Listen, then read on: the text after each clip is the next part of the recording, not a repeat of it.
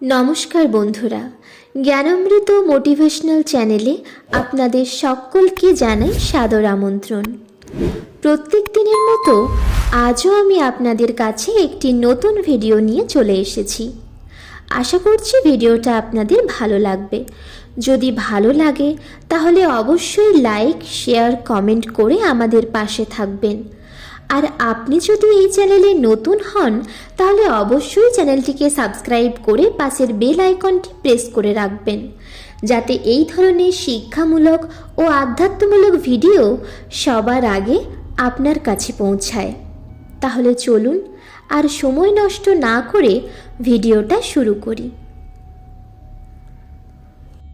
আজকের ভিডিওতে আমরা যুগাবতার শ্রী শ্রী ঠাকুর রামকৃষ্ণদেবের অতীব মূল্যবান কিছু কথা আলোচনা করব। শ্রী শ্রী ঠাকুর রামকৃষ্ণদেবের অত্যন্ত প্রিয় শিষ্য সন্তান স্বামী অদ্ভুতানন্দ স্মৃতিচারণায় লিখছেন, শ্রী শ্রী ঠাকুর বলতেন, পুজো কি জিনিস জানিস?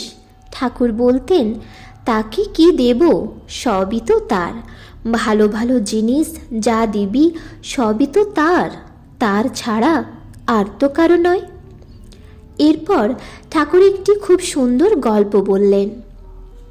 ঠাকুর বললেন, একজন অত্যন্ত ধনী ব্যক্তি তার নিজের বাগানের বৈঠকখানায় বসে আছেন।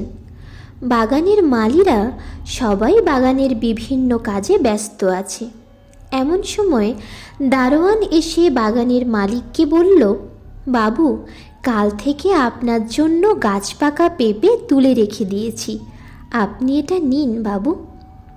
বাবু কিন্তু জানেন এই বাগান তার, গাছটিও তার, আর পেঁপেটিও তার, কিন্তু ওই যে কত শ্রদ্ধা ভরে দারোয়ান বাবুকে পেঁপেটি দিল, এটা কি বাবু দেখবেন না? দারোয়ানের শ্রদ্ধা কি বাবুর মনকে বিগলিত করবে না? বুঝবি, ঈশ্বরের পুজো করাও ঠিক সেই রকম। এরপরই ঠাকুর আবার বলছেন, কিছু খেয়ে দিয়ে পুজো করলে কোনো দোষ নেই। পেট যদি খিদেই চুঁই করে, পুজো করবে কেমন করে? মন তো কেবল খাবারের দিকেই পড়ে থাকবে, পুজোয় আর মন বসবে না। তার চেয়ে বরং কিছু খেয়ে দিয়ে পুজো করলে মন স্থির হয়। ঠাকুর আবার বলছেন, বাইরে ভক্তি আর ভেতরে কপটতা, এ ভারী খারাপ গা, এ ভারী খারাপ।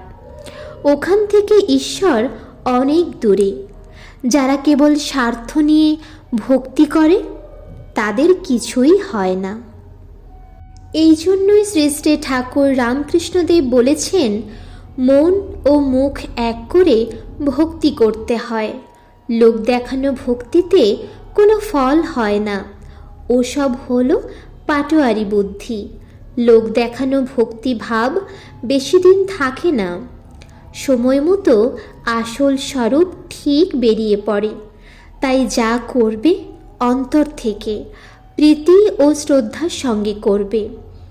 যে মন মুখ এক করে আন্তরিকভাবে প্রীতি ও শ্রদ্ধাপূর্বক তার পুজো করবে, সেই হবে আসল ভক্ত।